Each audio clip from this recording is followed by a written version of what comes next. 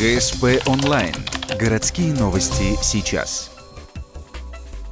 Четверг, 18:30, Свято-Стефановский храм. Творческий вечер епископа Сыктывкарского и Воркутинского Петерима. Событие для Ухты неожиданное. Оно проходит впервые при участии самого церковного иерарха. Поделиться со зрителями есть чем. Епископ Петерим активно пишет стихи. Некоторые из них он прочитал со сцены лично. «Коль Бога прославлять, так только всем вокалам, всю душу даровать, стать вечным Ему храмом». Епископ рассказывает, что написал уже более 1000 стихов. Некоторые из них положены на музыку. В программе творческого вечера выступают ухтинские артисты и коллективы. Есть и приглашенные гости, в частности, московские солисты. К приезду епископа в Ухту подготовили своеобразный подарок. Со сцены звучат дорогие сердцу иерарха песни на его стихи. Например, «Сон блаженного».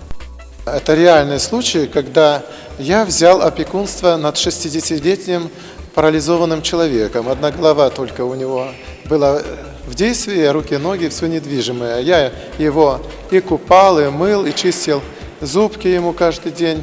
То есть вот такой уход в 4 года в течение этих лет, пока он не скончался. Я всегда на него смотрел, для меня он был блаженный. И я думал, а что ему снится, потому что он часто улыбался.